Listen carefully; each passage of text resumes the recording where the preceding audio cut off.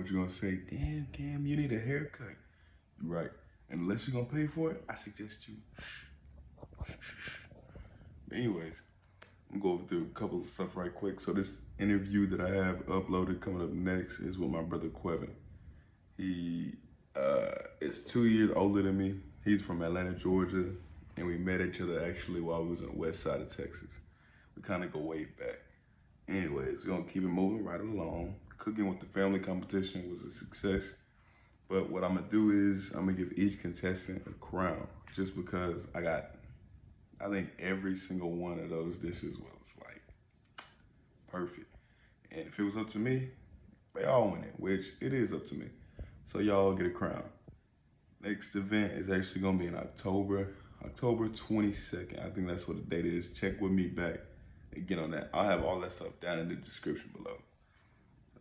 Other than that, another thing that I'm gonna start doing is putting the ads on my interviews, putting ads on my shows so that I can get monetized from it, as it does help me. Just clicking on it helps me out a lot. So if you just do your due diligence. Next thing, oh yeah, and then scheduling interviews. I'm gonna be scheduling interviews all the way throughout next month. We can do via Zoom, you can do in-person interviews. It's really whatever is convenient. But definitely get a hold of me. We're gonna get these interviews in where you can speak your mind and do what you're gonna do. In the meantime and in between time, enjoy the show. Can I smoke a ball during your podcast? Bro, you can do whatever you feel like doing, bro. You get comfortable. Awesome. Get comfortable, completely comfortable. You feel me? Awesome. I'd smoke with you if I could, but I stopped smoking for a little bit. I gotta take a tea break. Okay, that's good. That's good. Yeah, I have to take a few tea breaks, man. I'm They're trying good for to you, find man. CDL too, so I'm really working on like taking these practice tests, stuff like that, so I can get my CDL. Because my auntie's saying that she's gonna start her own trunking company. I'm like, shit. Okay. One door. That's one thing that they don't really talk about when we growing up. You know what I'm saying? Is like that labor field, man. The labor field makes just as much money as them dudes with degrees. You just got to get up in there. Exactly. Just got to get up in there, man. The best type of freedom is being your own boss, and what type of better, what's it called? Like we're on your own, but we're on your independent contractor. What better independent contracting company than driving? Because I enjoy driving. I can get a lot of thinking done, a lot of stuff processed in my head when I'm driving. So it's like a no-brainer, you feel me? So anyways, yeah, easy. Let me just intro real quick. Welcome back to the Go ahead, hit podcast. This is your host, KK, aka Can B. The King has arrived. Here I'm back with my guest, Quevin Redding, QR2, the man with the plan. How you doing, my boy? I already know. Doing good, man. Doing good. Season starts next week, Sunday. First game of the season, man. First game out here in Romania, man. It's gonna be lit. The league was supposed to not be like the Romanian league itself is not like there's not as many athletes in it. But what happens is the Romanian league is the only league that's playing in the second half of the season, which I was trying to hit. And they loaded up with guys. A lot of big American names coming out here into this league. So yeah, what was supposed to be a cakewalk is not no more. It's a whole different ball game. You saying that you got a quarterback now, so now you're gonna be playing receiver. Yes, sir. Yes, sir. I'm actually I'll be changing positions. The main reason why I came out to Europe, for some of the people that don't know, I was in Europe playing quarterback and being an offensive coordinator for the last 2 years. And I had a lot of offers in some bigger leagues to play other positions, but without film, I wasn't getting offered the money I wanted. So I came to Romania to get some receiving film and some defense film, and I'm going to be playing, slot safety, outside linebacker, and receiver, returning kicks, returning punts, blocking kicks, blocking punts, just everywhere. All around what I'm supposed to be doing. ATH, baby, you know what it is. Yeah, so you've been to, when you first moved up there, you were in the Czech Republic, and then you moved to Germany, right? And then Romania? Yeah, so I was in the Czech for about 2 years. Czech is a beautiful country, cheap, beautiful women, cheap beer, some of the best beer in the world. Some of the best tasting beer, though, huh? Yes, sir. Some of the best tasting beer. I mean, I'm sure you guys have heard of Budweiser. Budweiser there's actually a town in Czech called Budvar. It's spelled the same as Budweiser, and that's where the Budweiser beer originated from and came from. And then, Pilsen was the first place I went, and everyone knows about the Pilsner. You know what I'm saying? So they created the Pilsner in Pilsen. That was the first team I went to. So if you're a big beer connoisseur, which I was not until I came to Europe and had to learn that you got to be a beer connoisseur when you come to Europe, then the Czech is definitely the place for you for Yeah, sure. because they look The at Czech you has like some great beers. they look at you like you're an amateur if you don't drink. They're like, you don't fucking drink, Oh dude? yeah, What's this guy on? oh yeah. You are an amateur if you don't drink. So I went up them because I'm an American. We only shotgun beers, baby. Come on, what's up? That's what I'm What's up? talking Come on about. now. That's Come what on I'm now. talking about. No, that's back in the goddamn frat house parties back. That's how you do Yeah, it. yeah. If Come you on, ain't never baby. shotgun a Pop beer, that can. you Let's know. go. Come on now. Come Plenty on of now. fucking tailgates that taught you everything you need to know. Definitely, man. So I was in Pilsen for a little bit, drinking the Pivos, beer in Czech, Pivo. Learned a little bit of Czech while I was there. And then afterwards, like I said, I got a few offers in Germany. Went actually all around Germany in 30 days. I went from southern Bavaria, which is southern Germany, to northeastern Germany, and then I went to Berlin, and then I came back to the Czech, and then I got sent back to Germany, and I went to Allgäu, which is like southern Germany, right by. It was like 30 minutes from Switzerland, about 45 minutes from Austria, and I did all that in 30 days. God. Played on 3 different teams. Worked with 3 different teams. Got to work out with 3 different teams, man. It was a crazy experience. And then the Being able to like see schedule how alone, Europe works. the schedule Yeah, alone, man, it sounds grueling, right? I mean, for 30 days to be in all of these different countries, cities, viewing everything, you're almost like a tourist. At the same time, you're still yeah, trying to do your job, right? Being a yeah. I mean, like that's the crazy thing about it is like, the coolest thing about going through Germany, like the train rides. I thought I was going to sleep all the way through Germany, but every single time you ride through Germany, Germany, little do y'all know, has the most castles in the whole entire world. They have about 200,000 castles, yeah. and chateaus. So I was passing castles, sitting up on rocks, and like just like unreal scenes. So And that was like kind of the cool part about it. what most people don't know about you is that you actually starred in your own commercial. Not your own commercial, but you starred in a commercial. Yes, sir. The GIF commercial, baby. Get that GIF on. Come on now. Yeah. That's the beauty of the Czech Republic is Barandov is one of the biggest studios in Central Europe. It's like the Hollywood of Europe and Prague. And, if you see any movie in Prague, it's been through Barandov. There's most recently a movie that just came out. Gosh, I don't know which one it is. It's like it's one of those assassin movies. Basically, I forgot who's in it, but yeah, it was just in the Czech. I actually know a lot of guys that was in those movies. I know all the places that were there. Army of Thieves. Army of Thieves was made in the Czech in the Brandov studio. Matter of fact, like there's a few scenes that's like right down the street from my house. And that's like the cool thing about living in Prague. And they're always looking for black extras Oh because yeah. That movie on Netflix, huh? yes, sir. The Army of Thieves. I actually knew a lot of guys like in the scene where the guy's kind of like doing the lock, and he has like he goes to like a contest and he's doing the locksmith contest. That's in Prague, and all those extras in there are Czech, and even the girl who's the lady, like the black lady, kind of doing the thing. She's a Czech actress, a pretty famous Czech actress. So that was pretty cool to know, like a lot of the people in the movies and stuff like that. And that's one thing that like you could tap into when you're out in Europe and you're an African American. They don't have very many Black Americans out here, or just Black people in general. The Czech is 95% Czech, white.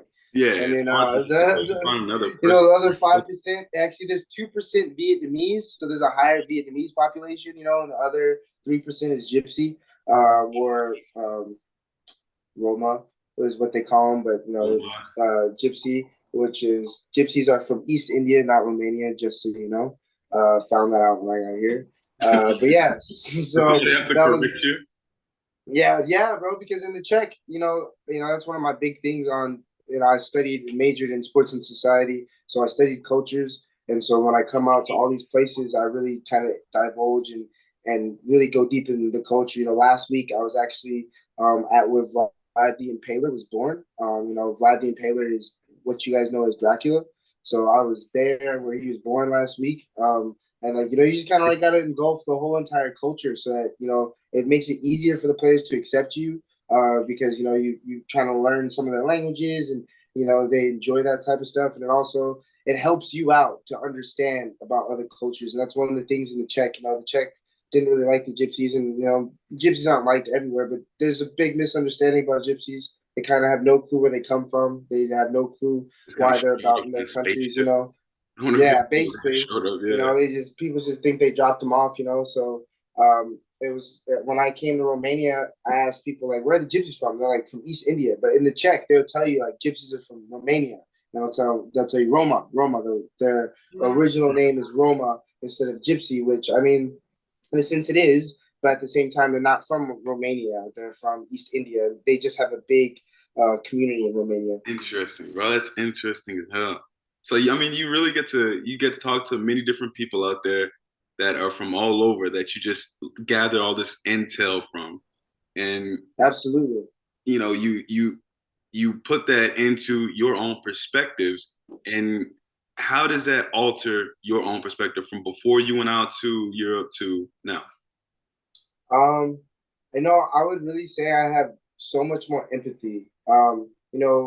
Americans think that they're empathetic, but they're really not. They're empathetic to people that they feel like are just in bad situations. But I have empathy for the Czechs for being underneath communist rule, and just like I'm in Eastern Europe, so past Germany, everybody was a communist at one point in time, and just their mindsets and things that are so much different. There's certain things that would make you mad, like people being negative and people not seeing positive situations when I first got here. And the more I learned about the culture, the more I realized, they weren't punished for thinking positively, but there was no reason to think positively when you could only be at a certain level in society. There was no other highness, so there was no reason to be positive towards these people. And those are just kind of like little things that you find empathy towards. It's not like these people have more money than me, but like I tell people all the time, I'm rich mentally. They might have more money than me, but in reality, they're held back by the things that they feel like they can't do. But I'll drop everything, go to Germany if a team calls me. I'll drop everything, go to Romania if a team calls me, because I'm rich mentally and I believe in myself, and I'm a positive person, and I believe those are the things. It's a very American way of looking at it. I looked into a podcast because as I doing my own podcast, I look at a lot of different other people's podcasts, and one person in particular, I can't remember the name, they were saying how the culture over here in America is so optimistic that it doesn't matter what you decide to do, people have that support, whether it's in their own family, friends, in their own circle, if you will, and it's very verbal support. Yeah, verbal support. Like a verbal cushion, like nobody, if you tell somebody your dream, it's gonna be rare. You're gonna find like a few people that'll tell you like, nah, bro, that shit ain't gonna work, bro. Like you're rarely gonna hear that. Everybody in America is like, bro, you can go do it. You got this. You know what I'm saying? And like the thing that you'll find out, and like I was working my job in the Czech, I worked at the Manifesto Market. Shout out to the Manifesto Market in Dirty Dog. I had a good job underneath an American worker, and we had a bunch of Czechs that worked with us, and the Czechs hated our optimism.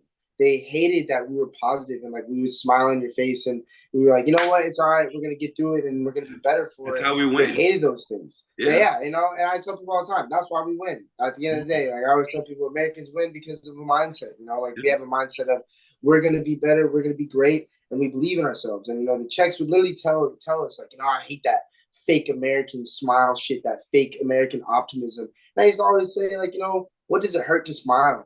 Does it hurt you more to smile? Does it hurt you more to be upset and grumpy? And, they'd always have some type of grumpy response, and I would just kind of like laugh it off.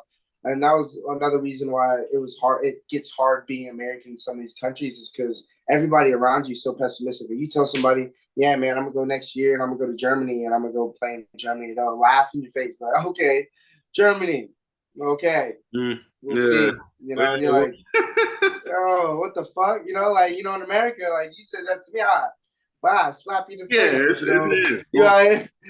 That's like the nicest thing they'll say. That's like the nicest thing they'll say. A lot of other people, they'll tell other people like, man, you'll never go to Germany. You're Czech, you're from here. But because you're American, at least they'll say, okay, Germany. I kind of wonder, because I was listening to a Joe Rogan podcast, and he had Aaron Rodgers on the show, right? Aaron Rodgers, that was a good podcast. quarterback for the Green Bay Packers, if you don't know. And in his school year, while he was at Cal, he had this food appreciation class where the teacher did not believe in him whatsoever. And I wonder if that teacher was from fucking Europe. You know, Hey. that's some of mine. You'd be surprised, man. I see. Yeah. Yeah, you'd be surprised, man. Like that was the one thing that it got me in the check. That was probably one of the main reasons why I left. I just I could not take that anymore. And Germany was, I mean, it's a little bit better just because they have more money and they've done more. Mind you, they've been beaten multiple wars as well, so they're not the most optimistic people either. Now, one thing that has been a pretty common thing in the modern day area is the COVID pandemic era, right? So, yep. Whenever you went over there, that was pretty much at the height of it. That was at the beginning of 2020, and it was still people were still searching for an answer, like a vaccine, if you will. And they were asking people to wear masks, and everything was shut down. The whole economy was shut. I was in Colorado. You were just moving out in Europe. It was at the exact same time, right around income tax season. So I'm sure, that tax return, baby, it gets from where you need to be, where you want to go. Yeah. So, go ahead and tell us all about how what it was like whenever you were out there in Europe when COVID started coming out, outbreaks. Well, funny story. My coach that I was coming out to play with, he came to the Czech early, about 2-3 weeks early, because he was in Wuhan, China, and he said people are getting sick, and he didn't want to stay out there anymore. And Wuhan is the epicenter; it's where it started. And he was there, and as soon as he left, they locked down Wuhan, and I got to the Czech 3 days before. The clutchest move he could have ever made. The clutchest play he ever made was moving from that. Yeah. No, as soon as we sat down and talked about it, at this time, us Americans, we don't give a fuck about COVID. Let's keep it a buck. I just left. Like I said, it shut down 3 days after I got to Europe. So when I first got there, those first 3 days, I didn't give a fuck about COVID. Really, nothing was going on with COVID that much. But my coach was like, "Bro, you need to watch COVID, bro." He's like, I don't know what happened in Wuhan, but they shut down Wuhan. I'm talking to my players. They're saying there's people walking around in hazard mask suits and all these things. And I was like, they were taking the pandemic very seriously. A lot more. Yeah, at that point, that's in China. That's in China, and I was like, okay, whatever you're saying. And the Czech, they're not doing nothing. I'm just saying, no, they're not doing nothing right now. They don't even think that the pandemic's real as well. So it's really nothing. And then, after he tells me that, 3 days later, they shut down all of Europe, man. And I'm never going to forget, I was getting kicked out of stores. And, I don't know the language at all at this point. Now, if I was in the Czech, I would be able to get by. I know how to count from 1 to 10. I know, the basic things that you need to know in Czech. I would never be able to speak a sentence, but at least I can get by. I worked in the Czech Republic, so I've had to have conversations in Czech. So when I first got there, though, it's a Slavic language. It's one of the 5th hardest languages in the world. You've never heard anything like it when you're in America. I start drawing out shit on the piece of paper. Where's this at? Bro, you're crazy. I had my phone and I had Google Translate, and I would pull up pictures on my phone and point you know what this is all the time. And so this is at that point. And everybody's kicking me out of stores. I have no clue what's going on. And there's nobody on the streets. It's like a ghost town. The town was crawling the first 2 days. And then Monday, all of a sudden, it's a ghost town.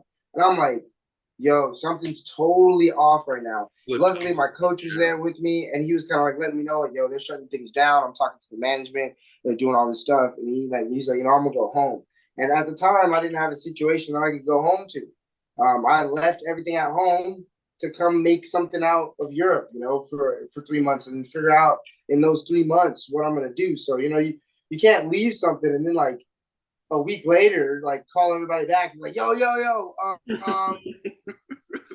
sorry, but I need that shit back, this is not how it's gonna work, bro. It's not how it's gonna work at all. So I was I was, I hit my mama. My mom had my grandma, and she was a high risk person, so I couldn't go back there. Me and my dad weren't really on the greatest terms, so I couldn't go back there. So I'm like, man, I'm stuck in Out in the Europe. I'm sea, stuck in Europe. out in a big ass Yeah, sea, and you're like a minnow of fucking the only healthy minnow out there in the sea of sickness, dude.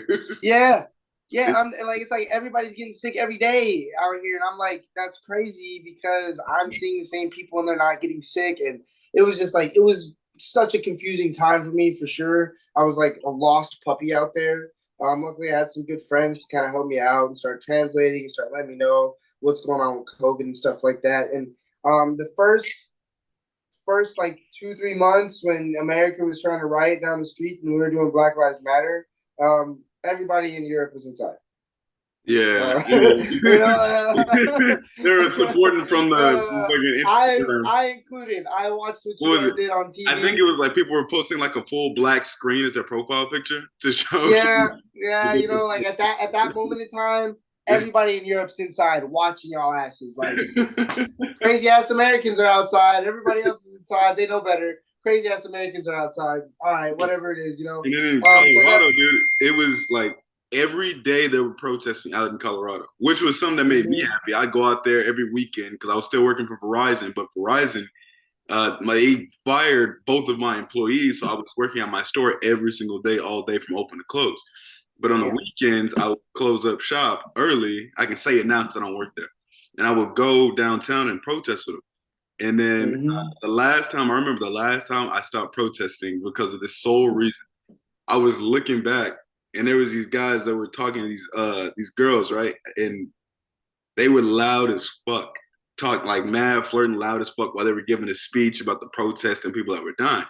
And all I kept thinking about was there's people who aren't taking the protest serious at all, and then there are some people that are Mm-hmm. taking the protest too serious, well, not too seriously, but serious enough that cops were coming out and they were beating people in the fucking street just because And they're the sad part about that is like I studied Afrocentrism, man, which is like the study of the Black culture, what happened to us from Africa to America, and all of the questions and all of the problems are answered in that class of what's going on in the Black society and what's going on with white people, with how white society treats Black people.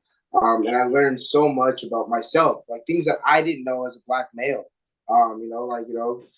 Who started the slave trade? yeah. I mean, shit. Me personally, no, I don't know. Portugal.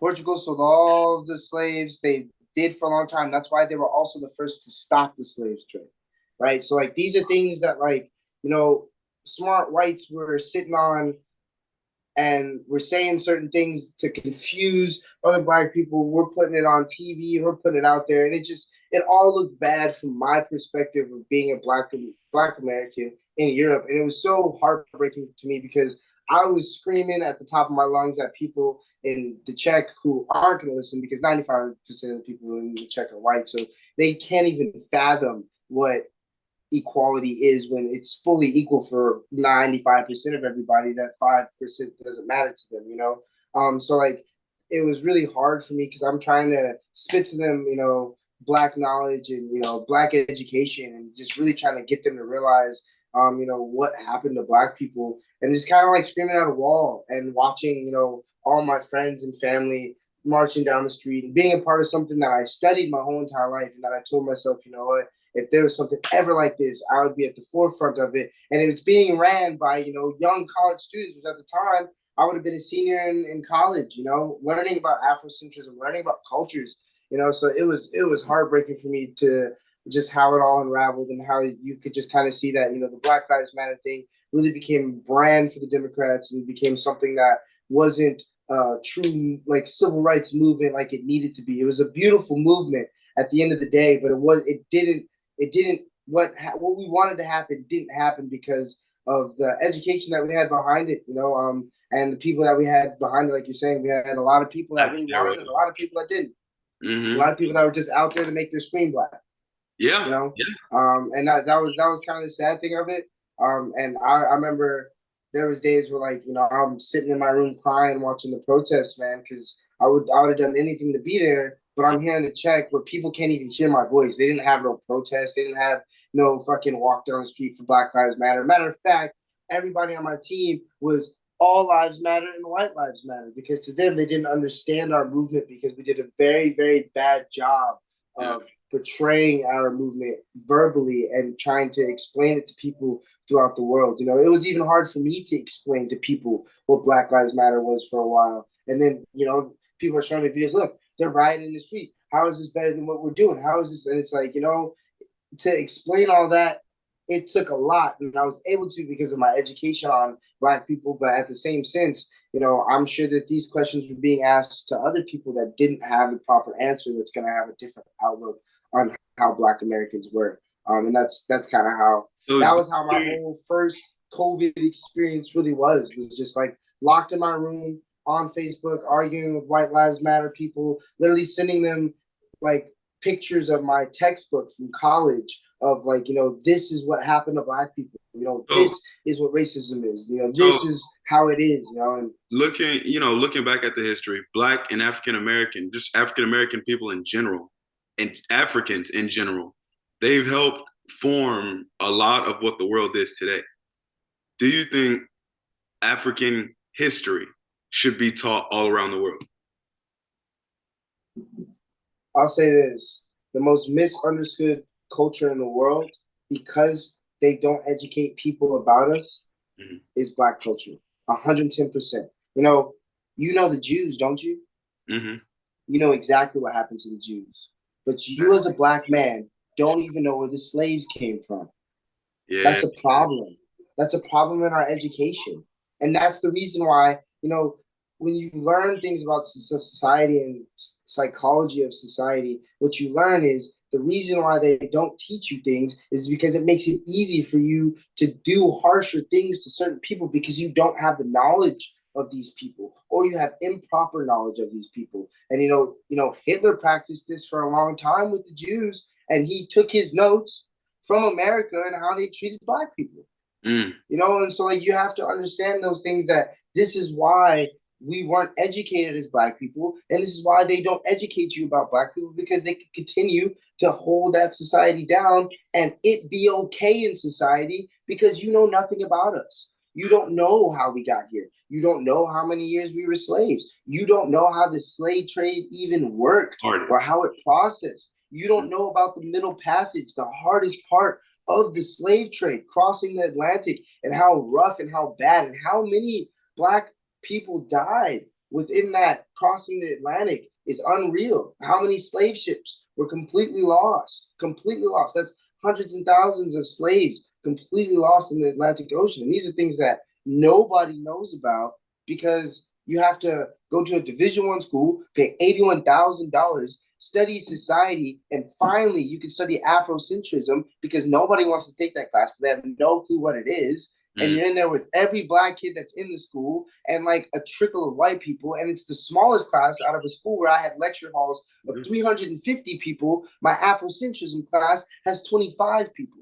And that's the difference. You'll teach psychology to everybody, but you'll only teach Black people about Black people. So that we can understand. And so we look crazy when we're out there telling you that this stuff happens. They keep it down like the small section where you don't even look at it. Like you look right past and don't even think twice about it. It's not something like, you know, take biology. It's going to be one of the best classes you have. You know, like at the U of A, they would literally like post whole web pages about a fucking class. Afrocentrism was like a little blurb, and it didn't even, it just said African culture.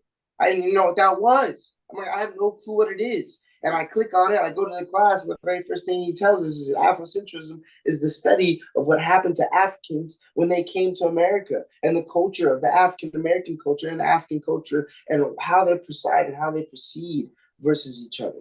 You know, and it's like, that's something everybody needs to know. Yeah, at the end of the day, by 2043, the majority is going to be the minority. At the end of the day, 2043, they predicted the majority, white, is going to be the minority, and colored is going to be the majority. So either you're going to learn about us or you're going to hate us.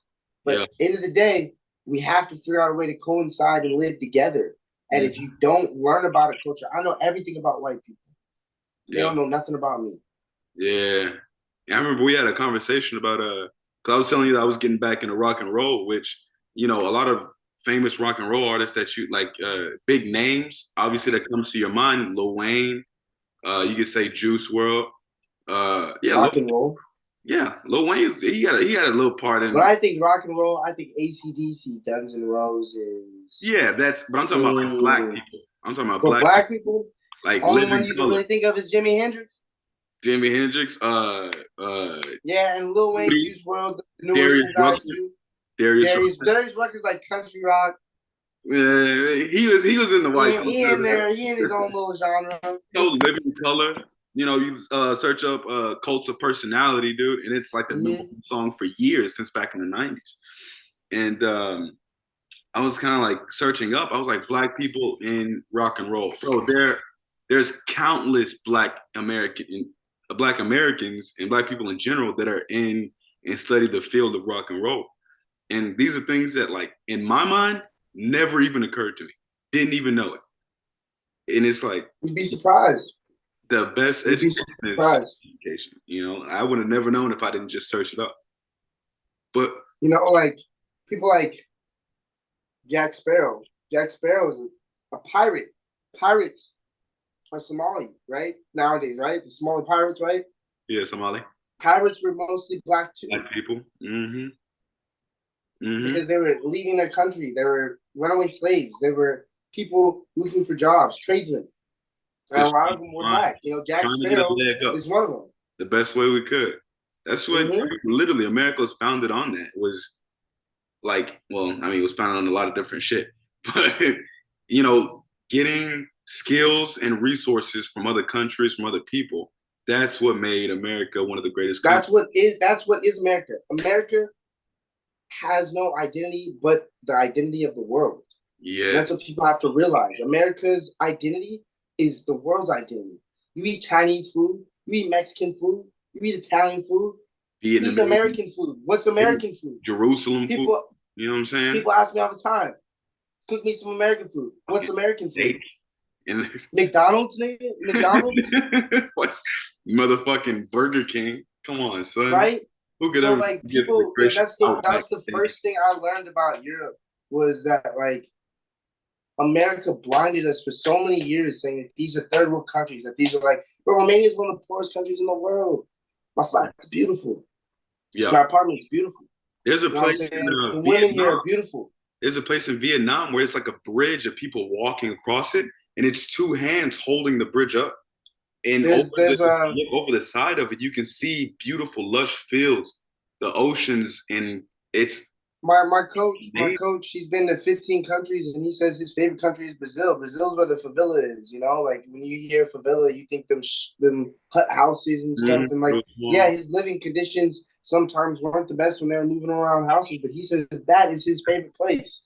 You know, he got to see the beach, see Rio de Janeiro, see all types of stuff, you know? And it's like, that's the one thing, like, yes, America is so great. It really is. And when you leave to Europe and you're looking at America from a European perspective and seeing how they take care of their people, seeing how society works in Europe, you look at America and you see why people think we're crazy. And that was like the craziest thing to me was kind of like realizing that, you know, like, we are crazy. You know, I always the best comparison of America out of the world is Russia.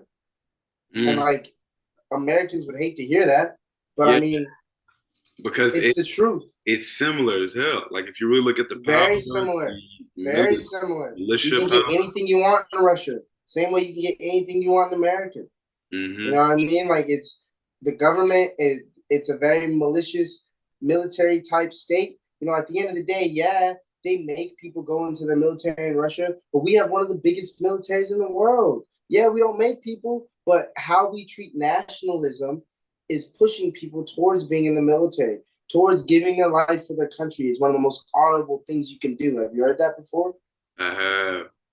I can't remember who said that to me. I want to tell you, I was talking to a guy a couple of months ago who said that exact same statement, and it really opened my eyes, girl. That's insane. And you have to think, you know, that's a crazy thing. That is not the most honorable thing you can do. living your life to the fullest is the most honorable thing you can do. You know, if you're dying for your family, that's different. But we're fighting wars in other countries. We've never fought a war in our country. Never. Never. Never. Not yet, anyways. Never. So how is that the most honorable thing to do when you're not fighting to protect your family like you said you are? Yeah. You know, there's a complete difference. If you study history, you know, these dudes that like in this area, you know, Romania has had a lot of wars and things like that come through here. They were used to be a part of the Ottoman Empire, if anybody knows what that is. You know, and this is like way back when. That's why they speak a Latin type of language, which is Romanian. Its roots are in Latin, but then you have Hungarian because there's a lot of Hungarians here, which its roots are Balkan. So it sounds completely different, right? And the reason why these things happen like this is because the wars that have been fought over these lands. And that's why, like, for example, Vlad the Impaler was so famous. Nobody wants America, is what I'm hearing. Nobody's like, fuck America. It's not that nobody wants America, boy. You can't walk into that hornet's nest. No, it's not. These are not everybody armed. Everybody armed. Yeah, hell no. It's not. Europeans are scared of that. Europeans are terrified. Every time I tell them, everybody has guns in America. Everybody. Yeah, everybody. About 95% of the population here in Texas. Everybody. I was like 70% of Americans carry legally. Legally. So imagine the illegals. Imagine the illegals. It ain't no joke. Come on. It's no joke over here. All right, so in the last couple of minutes right here, we got about like 3.5 more minutes. Talk about overcoming adversity, right? So, you know, a lot of people, they got their own adversity, whether it's in school or in their career or their personal lives. Just, you know, give a little inspirational thing for people to overcome that. Man, overcoming adversity, man. I'll say what? Life is about falling down and picking yourself up over and over and over. And every single time you fall down, it's going to be harder. And you're going to have to pick yourself up and remake yourself into a better form every time, no matter what. And that's everybody in life. You know, you listen to everybody's story. The good people have always fallen the hardest and picked themselves up and made themselves into something so much more beautiful than it was before. And that's how you have to think about adversity. You know, adversity is just that period in time of you molding that clay to make yourself beautiful. You know what I mean? Everybody has adversity, man. And the only way that you're going to get through adversity is looking it dead in the eye and not running away from it and understanding it's my time to start chinking at that clay and start making it into something beautiful. And that's adversity for you. Yeah, you've been through a lot more adversity than the average 26? How old are you? 26 now? 26, baby. 27 next month. Shit. It's coming up, man. Look, you ever thought about what you're going to do on your 30th? No, man. I'm not even thinking about my 30th, man. I'm trying to think about my 27th, man. I can't even think that far ahead. With the job that I have no clue where I'm going to go. In December, my contract ends. I don't know where I'm going to go after December. So it's like I can't even think to 30. I still got to figure out what the fuck's going to happen when I'm 27. I didn't think I was going to be in Romania. Didn't think I was going to be in Germany. Who knows, man? Could be in Spain. Could be in, you know, France, Italy. What's about to happen next? That's one thing I will say about you is you're one of the most optimistic, innovative individuals that I've ever met, bro. And like for people who don't know, you are my brother, no cap. Like blood or no blood, like you are my brother, and you are one of my biggest inspirations. So seeing you going out there making plays every single day, I look at that and I'm inspired and motivated to go out and be something that not only you can be proud of, but I can be proud of. Everybody can be proud of. You know what I'm saying? Appreciate that, man. Just remember, man, life is perspective. At the end of the day, I'm a professional athlete. Regardless of what anybody says, I get paid to do what I love. And if you can look in life in different perspectives, you can do what you love your whole entire life, man. Beautiful. Really. It's all perspective. So go ahead and give out your tags real quick where people can get a hold of you. You know what I'm saying? Get your business at. Yeah, man. Go ahead and check us out, man. If you're a football player, either in Europe just or play football in general, go ahead and check out our business page, OTM_elite. And that's out the mud, baby, because that's where we coming out. Shout out to one of my homies, Thomas, man, hooking me up with that. that just so I can get my outreach out there and, you know, do what I love. I love to coach, and that's really what it's about, is getting kids from Europe to America and guys from America to Europe to doing what they love, playing football, man. And y'all can follow me, man. Quavo46. You already know what it is. We scoring all day, baby. Yes, sir. All day. The man Look with forward the to it this Sunday. We taking on the champions this Sunday out here in Targamudas, Romania, baby. Yeah, And I'm about to put season you got to put a begins. live stream link out there, bro. We got to all